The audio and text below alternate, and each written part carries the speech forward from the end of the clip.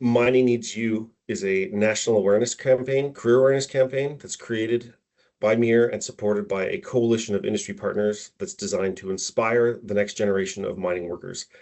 MiningNeedsYou.ca has more information about the campaign, including the Ambassador Program, which we launched in partnership with CIM, the Canadian Institute of Mining, Metallurgy, and Petroleum.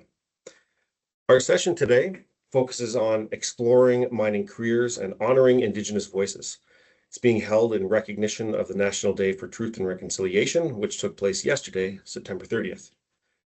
I'm thrilled to welcome Career Ambassador Dan Miron, Process Superintendent at VALE.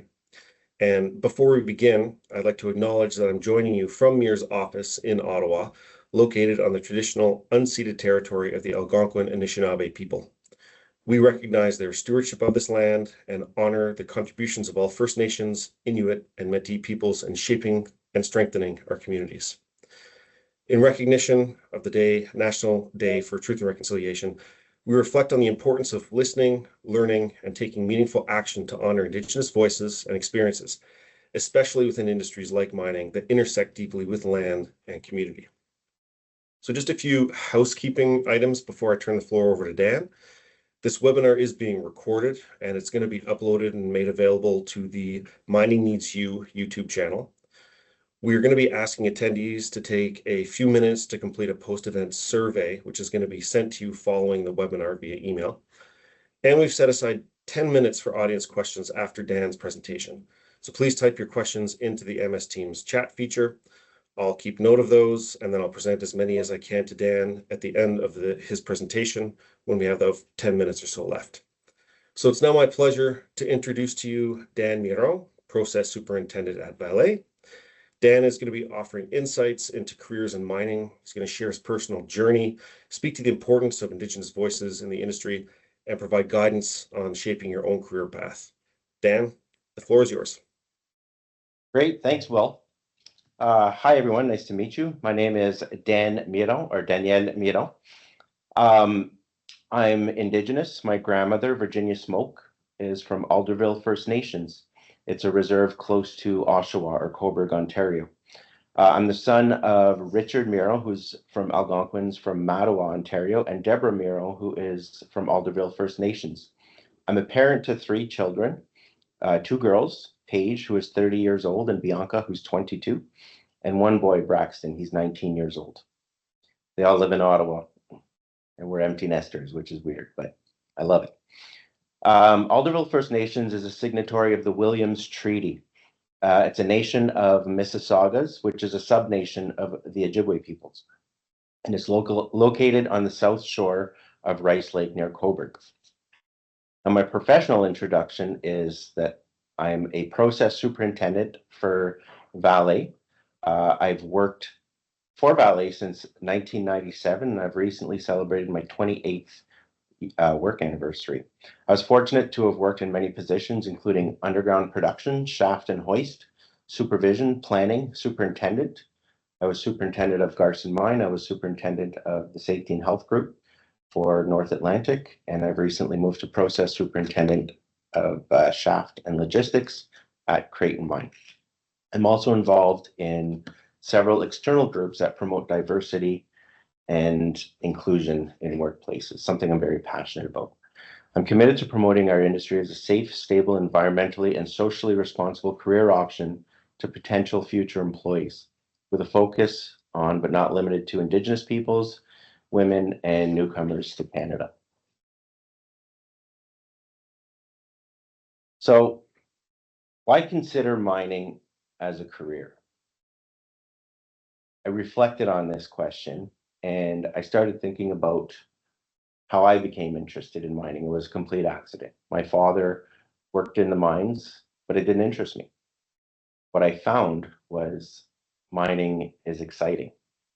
So you have dynamic environments, everything's changing, and you have evolving technology. Nothing's the same. We're improving our equipment. You're always moving forward. You're never working in the same place. It's fantastic. Mining is fun. Mining supports families, so they're stable and well-paying jobs. You don't start a mine with the intent to close it in 5 years. It's a nice, stable job. Mining's here to stay. It's essential for global development. It's necessary in every country. Every piece of equipment that is driven has some metal for mining. We're nickel miners over here. And, you know, the fork that you use to eat dinner, the car that you drive, the battery that you have in your car, it all comes from mining, nickel mining, or other mining, other types of mining. And mining welcomes diversity. It's inclusive and evolving. There's a job for everybody. When I first started, it was very rare to see anyone other than men in mining 28 years ago, but there were some women. Now it's completely different. Now we have women that work in every position. It's fantastic. Where do we go from here? We try to include a little more diversity. We have to make it create awareness that mining is a safe and great place to work. So, sorry. What could a career in mining look like?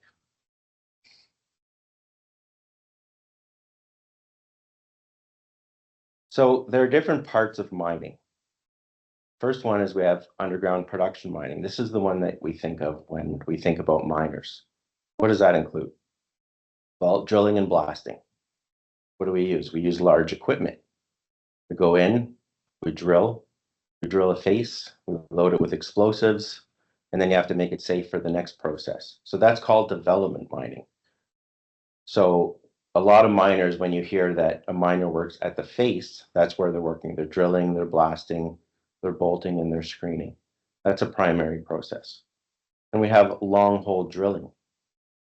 That's a different process. Those are drills that drill holes that are 200 feet long, 200 feet plus long, load them with explosives, and then we blast large sections. That's a different type of mining. We have scoops and trucks. So LHD, load haul dump, that's a scoop. So it's like a large loader that'll drive underground, and it'll pick up the muck from the primary processes, from drilling and blasting. It'll pick up the ore, and then it'll tram it or transfer it to another area. It'll load it in dump trucks. If you look at this picture, the second picture with the dump truck, that's a 70-ton truck. That'll take 70 tons. They run off trolley lines, and then they'll travel thousands and thousands of feet, or up to 10, 15 kilometers to drop off the load and bring it into the next process. We also have underground support mining, which is installing services, which is servicing the development of the primary processes. We've got muck circuits. Once the truck dumps, then that muck or the ore or the rock, whatever we're moving, gets moved all the way underground until it gets to surface. That's a support mining process. Very complex, very complicated, very interesting. From there, we have shaft mining. We've got different areas. We've got other specialty mining, which is raise mining or shaft mining.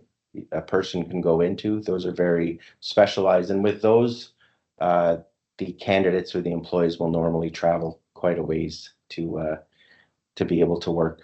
And they're camp jobs. They'll be camp jobs.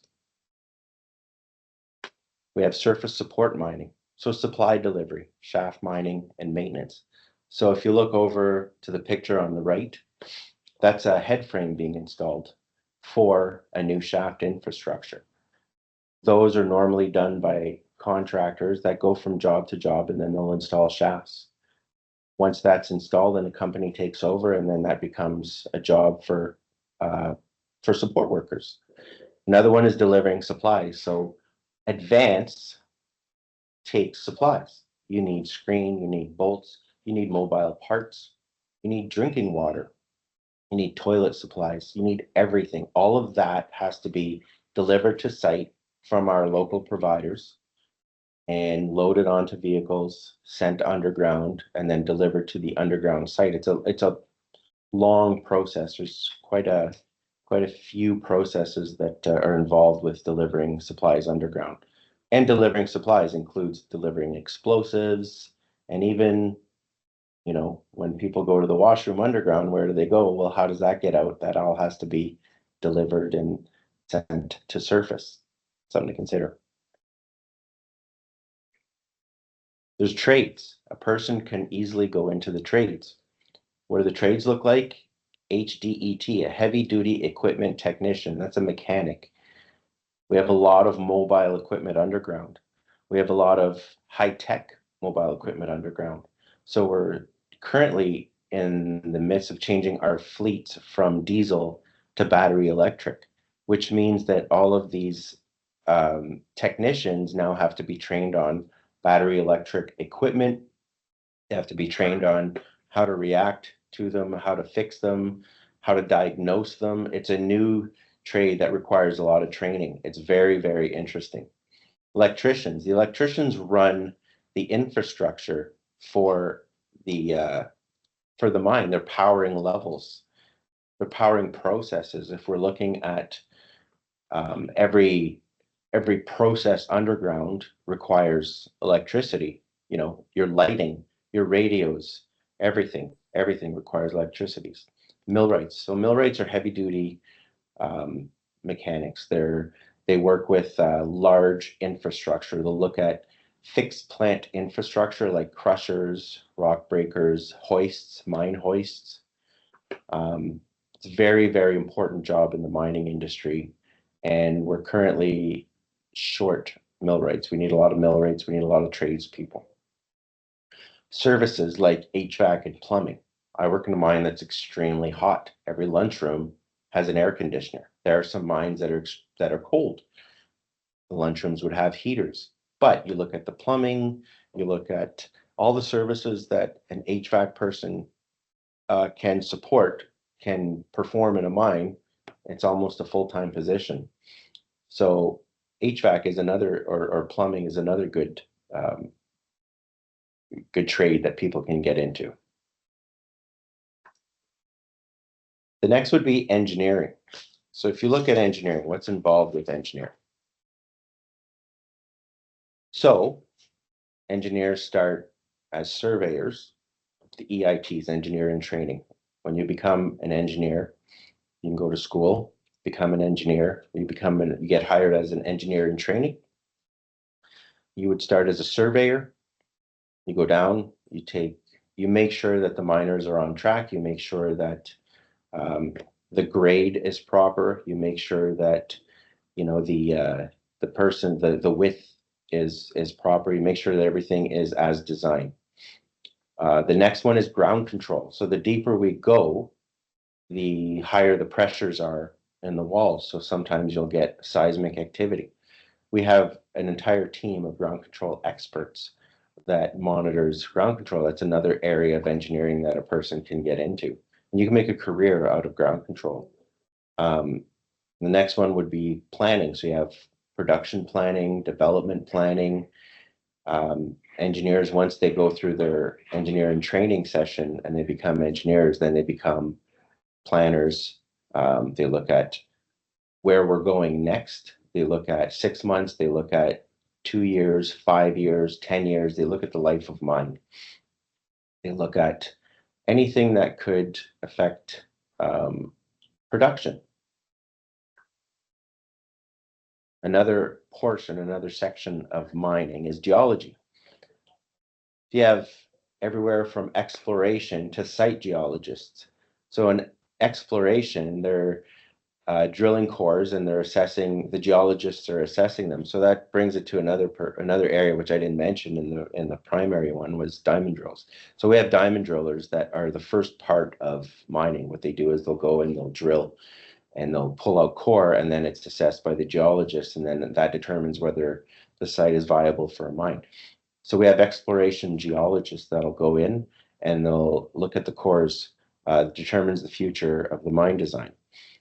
Then we've got site geologists. They'll go down and they'll assess ore versus rock. They'll see if we're still in ore. Sometimes the plans change, sometimes the layout changes and nobody knows. So we send in the geologist to grade the ore or the muck. They also read core at a core house or a core shack. We'll go in and it's an important part of the mine. Another part that nobody really thinks about is the environmental portion of it. So water and wastewater. Well, mines use water. We have pressurized air lines and pressurized water lines all over the mine to control dust. So that water is pumped underground and then it's captured in sumps and then it's sent to surface. Once it's on surface, it has to be treated before it's released to the environment once more. So we have water treatment plants that are monitored by environmental engineers.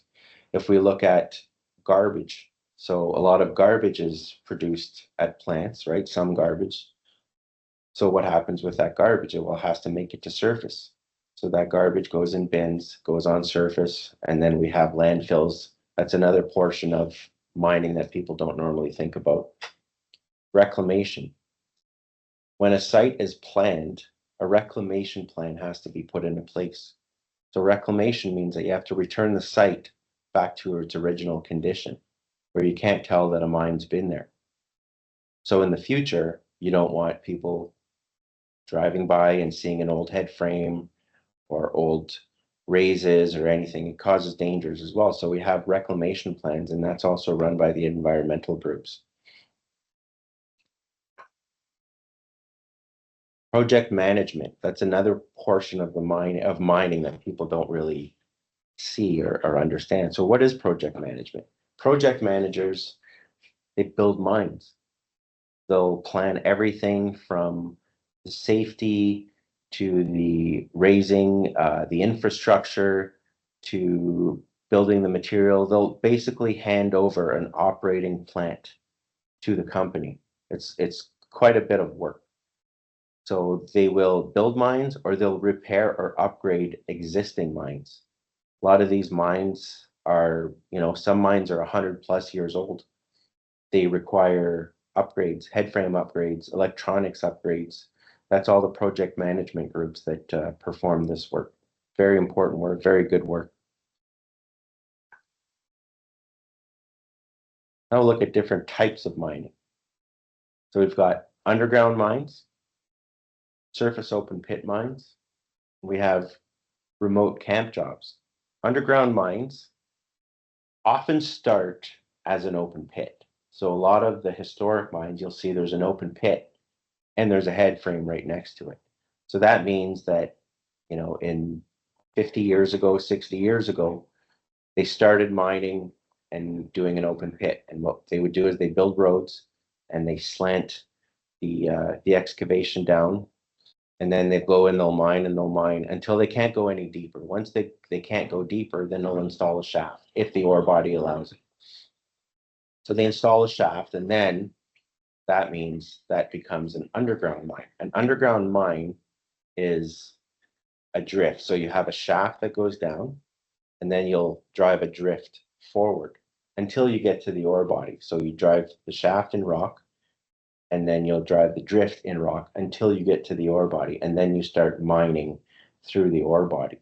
And there's different types of mining. There's bulk mining, there's development mining, there's different types like cut and fill mining. So any excavation that you make has to be backfilled with a concrete slurry that's pumped in from surface. There are surface and open pit mines. So surface mine or an open pit is basically what we just talked about. It's a big excavation on surface.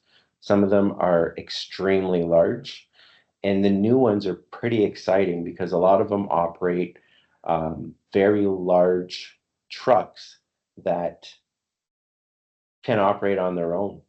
Some of them can operate on their own. Some of them are completely computerized, very good jobs. We have a cousin of ours who his wife just recently became a haulage truck operator in Kirkland Lake, and she's extremely excited about the job. It took her a few years, and now she's very excited about being able to work in a truck and drive a truck. Remote and camp jobs. So those jobs there, you'll typically live on site. I've never worked a remote camp job, so I'm not a pro at it, but what I do know You can live at a camp or you could live on site. Lodging and food is provided, so you get dinners, you get your lunch made, you get transportation to and from the site. Transportation could be from your local town, it could be from across the country. Transportation, remote and camp jobs also exist worldwide. Schedules for those are normally, not normally, schedules for those could be 14 days in, 14 days out, could be 14 days in, 7 days out, could be, I've seen one that was 56 days in and 28 days out. Very well compensated, but it's time away. And there are different types of remote and camp jobs, right? So you could be security, you could be a cook, you could be a cleaner, all types of different jobs.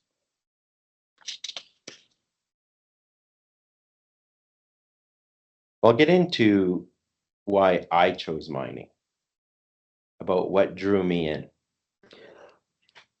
I was supposed to be an optician.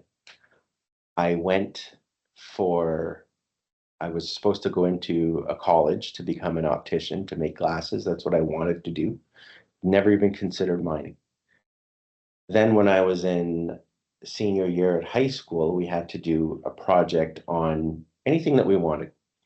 So I talked to my father and I said, can I do a project on the mine that you work at? And he said, sure, come on over. So he got me a bunch of literature and he set up a tour. I went underground and I couldn't believe what I was seeing. It was incredible. It was exciting. It was different. I got to drive around they had a Hummer at the time as a personnel carrier. That was amazing. I got to drive a scoop tram on remote control. Wow, that's amazing. I got to see the size of the equipment that's down there and how do they get this equipment down here? I was just amazed by the complexities of the job. And the mine that I visited was over 100 years old. It was absolutely incredible. I got to visit a garage, a mobile shop, just to see, how they fix this equipment. It was extremely exciting. So the next day, I I went to school and I canceled my college application and I reapplied to the mining engineering program at Cambrian College. And there was no looking back. I got into the program, I looked at it, I worked hard. I got into the company that I wanted to get into, and that was in 1997, and I haven't looked back since. It's been a great career choice for me. What's mining done for me? Sorry, I'll go back up. Yeah, what's mining done for me and my family? Mining has taken care of us. It's allowed us to travel. It's allowed my children to go to college, university. It's allowed extracurriculars.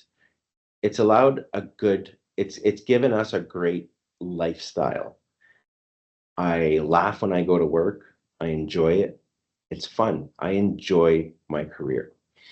My family was also in mining. So I mentioned that I had a father, like my father is in mining. He retired from the company with 34 years. I was hired, and then my sister saw her younger brother get on, and she thought, hey, I can do this too. And she ended up taking the same course that I did. And she got on, and that's 25 years ago. And now my sister is a veteran, basically, in mining. I call her a trailblazer because she was still one of the first women at the mine that I worked at. And it's been a good career for her. My sister has 4 boys. Her husband is a miner. One of her sons was a miner. It's been a good career. Being an Indigenous miner, I'm proud of my opportunity to make a difference. So I can offer a different perspective during planning and execution. Let's say we're doing work on surface and we have to dredge a pond. We have to think about the environment, how it affects the environment. I'm that person. I can now look and see, is there a species at risk here? You know, I work with the environmental people, I work with the Indigenous relations people. Like I said, as an Indigenous miner, I want more Indigenous people in mining, and that's what I work towards. And there are many, many opportunities. I want more Indigenous women and newcomers in mining. This is Garson Mine. This is where I worked. This is a very old picture. Most of this infrastructure is gone, but this is the original head frame. If you look at it, it's still there. And this was taken, I think, in 1940, and this mine is still operating. I spent 24 years at this mine. It's a fantastic place to work. So the future of mining. What are we looking at? So most companies are looking to switch to a net positive impact. What does that mean? So it's a minimal impact to the environment. How do mines and plants achieve this? Through a lot of work. They've got a lot of people that are employed by them through actual employment or contract employees. They've got engineering firms that look at everything that could happen. They don't want to leave a trace when they're gone. And how do we mine without impact, right? So we can switch from diesel equipment to battery electric equipment. Most mines are doing that right now. Start using robotics to remove people from harm.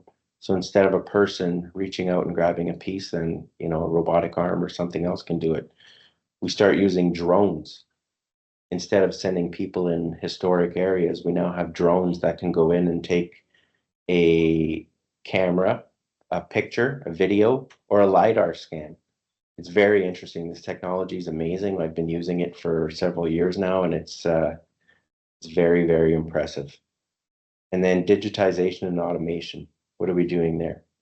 So everything is monitored. We can now monitor if a person's wearing their seatbelt or not. We can monitor where the equipment is underground. We can have video. I remember the first time I heard of somebody working underground and pulling up Teams and saying, this is where I'm at. You know, I don't know what I'm looking at. I'm not quite sure. Can you take a look? And they sent it to somebody on surface. That's very common now to do that. That's digitization, automation. We've done that. We're looking at automating processes to remove people from harm. There's quite a few initiatives that are going on with this.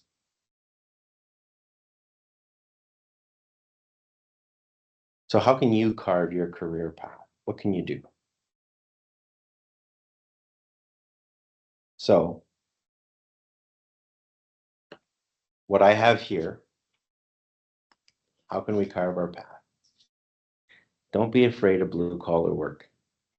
Blue collar work. So mining can be considered blue collar work, but it's white collar pay. It pays very well. Don't be afraid to work. It's good. It's very good. It's satisfying work, gratifying. You go home satisfied at the end of the day. Start watching shows like Dirty Jobs and start noticing a common theme, right? There's laughter, there's fun, there's satisfaction in their jobs. They're happy at work, right? Take a look at that. Think about where you want to be. Show up early, stay late, learn everything that there is to know about your job, your assigned task, and become good at what you're doing.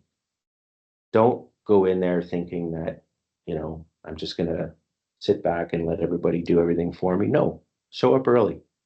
Show that you're interested. It means a lot. When you come into a place, a mine, it means a lot. You'll get respect from your coworkers. You'll get respect from everyone that you're working with. Don't wait for someone to do it for you. If you want to be a miner, if you want to be a plumber, if you want to be a pilot, tell yourself that you're going to do it. Make the phone calls and send the emails yourself. Very, very easy for someone to say, yeah, I'd like to do this, but, you know, so what did you do about it? It's the first thing I ask. What did you do about it? Did you call? Well, no. Who's going to call for you? If you don't call, make that first step. Make that first step yourself. Don't rely on other people to do it. Be honest. If you don't know, ask. People will respect you if you ask. Everybody wants you to succeed, especially in mining, because the person that you're training today will be your partner tomorrow. So they want you to succeed. Everybody wants success. Don't demand respect, earn it. Treat your coworkers like you treat your elders. Recognize that they have experience and they can help you. And always work with safety in mind. That's the very important one. So this one here was an old manager of mine who said one day, could we prevent injuries at work? Everybody had their opinions. And then they said, can I prevent myself from getting hurt today? If you go in with that attitude, can I prevent myself from getting hurt today? You'll go home safe every day. So to conclude, mining's fun. It's a long-term career, meaning you can begin your career and end it in a mining industry. You can retire from this job. You could put 30 years in a lot of places and you can end your career with it. It could be great. It's interesting, never a dull moment. The industry is constantly changing. It's fun, it's exciting, and there's a job for everyone. Don't think that you're too small or, that you can't do it, because you can. There's a job for everybody in mining. And miners work with safety in mind. Going home safe is every miner's goal. We want to see our families. We don't want to change our lifestyles. We want to be able to enjoy life. Thanks for your time.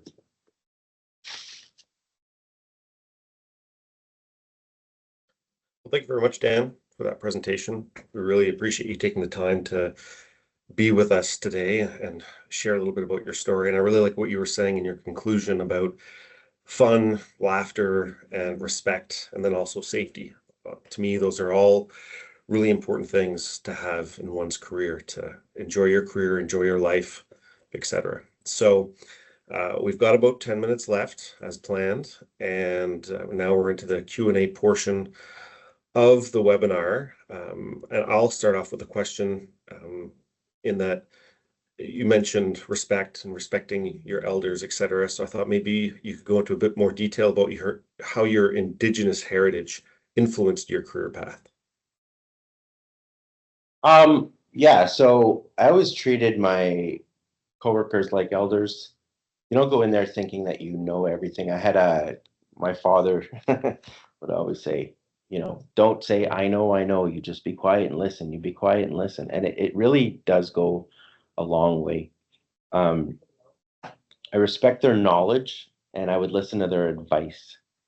You learn from others. It's very important. So we're taught that as Indigenous people to respect our elders. And that's something that transfers in normal life, in everyday life.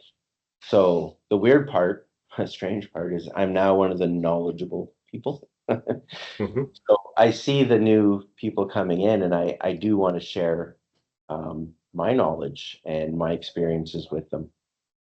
So I think the industry, it's like a family. It's family oriented, right? So you come here, we do family days. We just did a family day. We had 1,000 people. People are proud of it. People show up to the events, right? So it's very important to take care of our family, take care of our community. It's a tight community, so that's how I treat it. Yeah, just respect elders, respect everyone, and respect your community. And mining, this place, this is our community. And you'll see that once you're in mining, it's a very small community. You start knowing people all over the country and all over the world. And we have many, many things in common. Mm-hmm. Great. We have a couple questions here from a school. Can you do mining while you're still in school?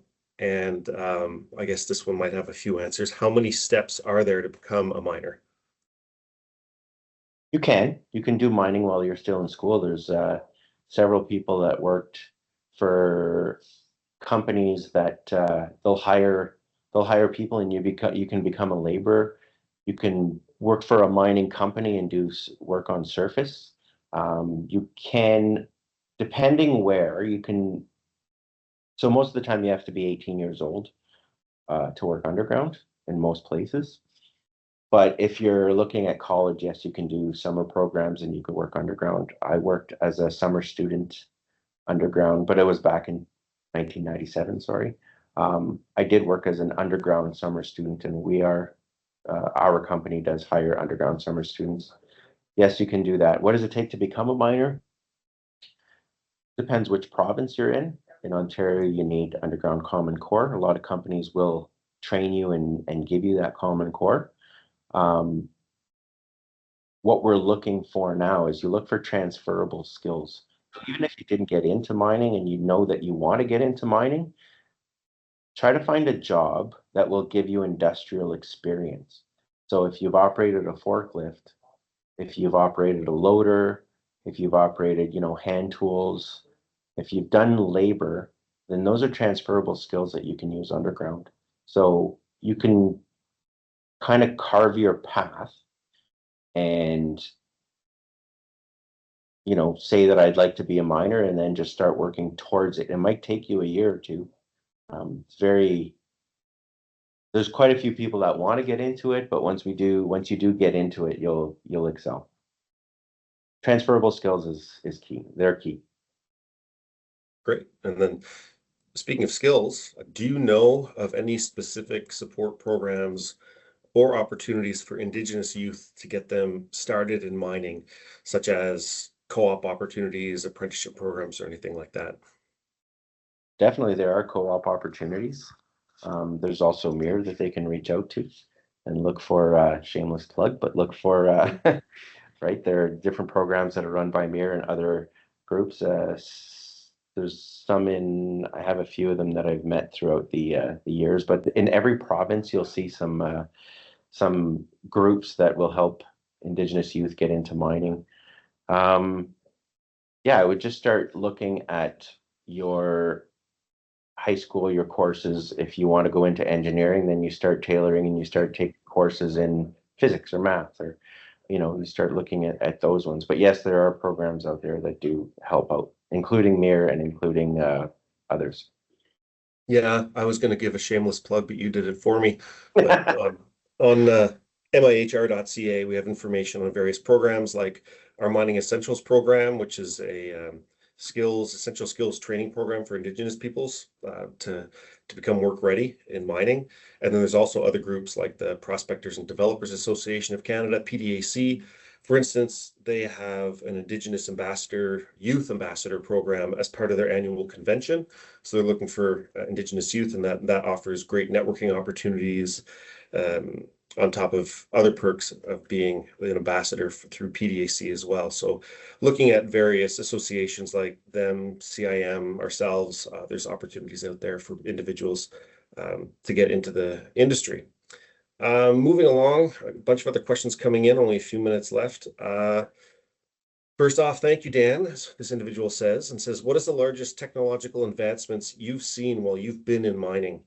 What near future advancements, like the electrification that you spoke of, or other items are coming in to be? The biggest one for me was battery electric equipment. We've got very large load haul dumps, LHD scoops, we call them, that run on batteries now. It's actually incredible. The amount of power and horsepower that you need to be able to lift 10 tons of muck, it's incredible, and companies are doing it. Not just that, but also the automation of them. So we're now able to operate, a scoop from surface, which we've been able to for a while, but we're really refining the process. The fact that we're operating battery equipment and not using diesel is incredible. It's great for emissions. It's great for the environment. It's encouraging to see that the industry is going there.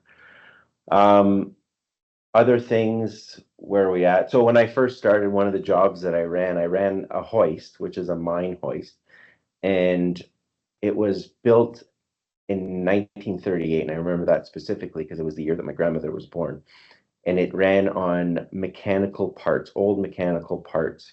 And while I was there, they upgraded the hoist to a fully computerized system. Well, that upgrade has now been upgraded again, and just added safeties are being included in the programming. It's an incredible industry that it's just there are changes every year. We now have a system that if you walk by, it's like an automatic tagging board. So when you go underground, you have to tag in. So you take a physical tag, you put it on a board, and then that helps us determine who's underground. There are companies out there that you put a sticker on your hard hat, you walk by something and it'll say, oh, Dan Miron logged in at this time. It's fantastic. Like the changes that are happening are absolutely incredible.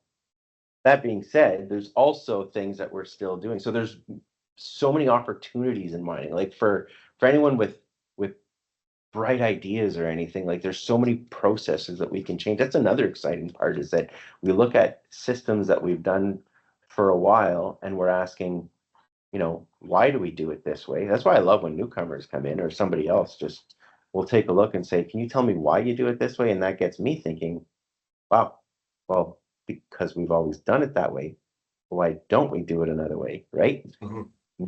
Many ideas, and so much opportunity in this industry. It's great. It's inspiring. It's fun. Excellent.